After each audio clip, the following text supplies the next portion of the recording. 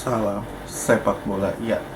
Di video ini gue akan bahas 3 match tentang ya ada match kedua dari grup A ya, antara Wales lawan Swiss. Lalu ada 2 match dari grup B, yaitu ada Denmark ketemu Finland dan Belgia ketemu Rusia.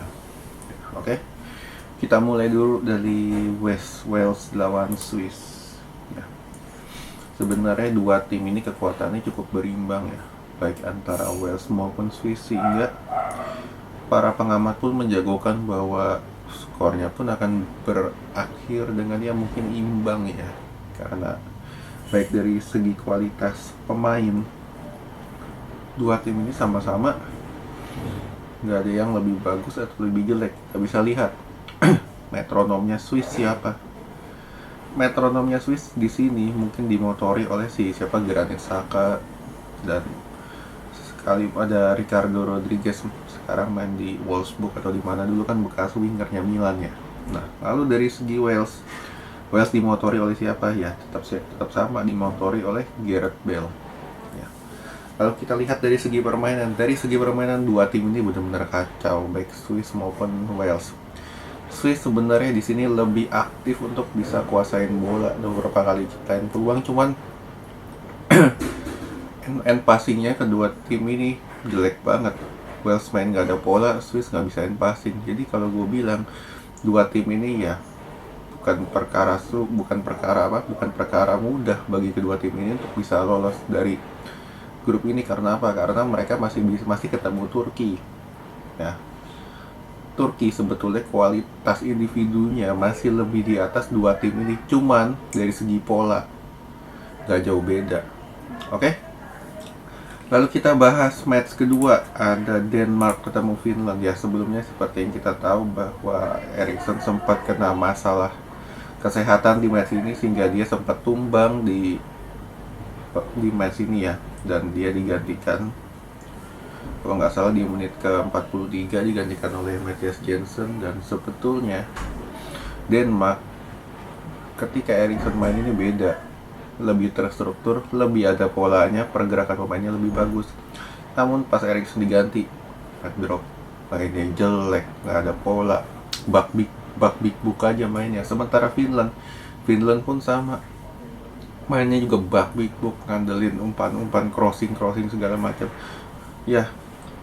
Di match ini khususnya, bahwa sebetulnya yang bisa memanfaatkan kesalahan terkecil dialah yang menang, dan Finland ini yang lebih bisa memanfaatkan kesalahan kecil, dan umpan crossingnya dimanfaatkan oleh si Ijoli nih, dapat 1 gol. Finland yang lolos, Finland yang menang dan dapat 3 poin penting untuk di match ini, di grup ini. Cuman feeling gua dua tim ini sulit lolos ke babak selanjutnya. Karena apa? Karena murni dari segi cara bermainnya jelek banget dua tim ini. Oke? Lalu kita ke match selanjutnya. Nah, ini cukup menarik, Belgia lawan Rusia. Ya, seperti kita tahu, Belgia yang sekarang bukan Belgia yang kita kenal seperti musim 2016 atau 2018. Kenapa? Karena banyak pemain yang sudah menurun, sudah tua, kualitas pemainnya pun menurun, dan kita bisa lihat backnya pun masih nggak ada regenerasi, masih tetap Toby Alderweireld, masih tetap Jet Vertonghen.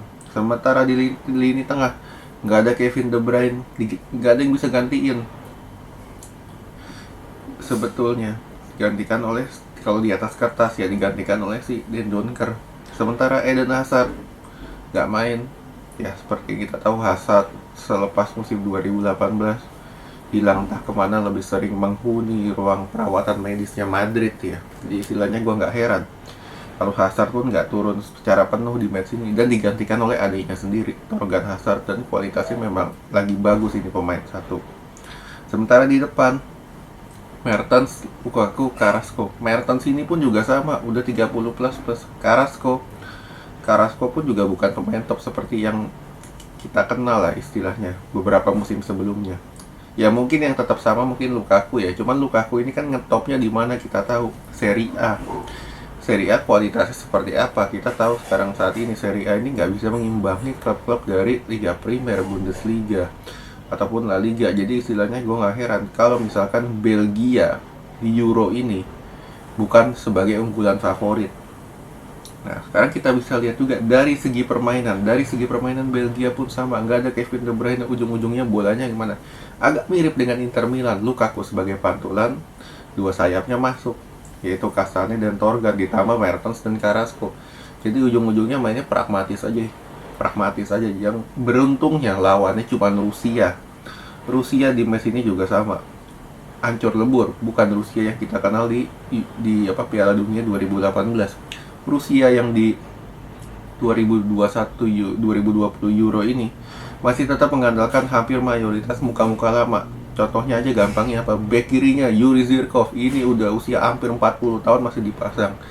Jadi istilahnya gue nggak heran kalau misalkan ini menjadi titik lemahnya Rusia di sini. Lu berhadapan dengan pemain-pemain Belgia yang walaupun udah uzur tapi masih memiliki speed dan umur yang lebih muda ketimbang pemain ini.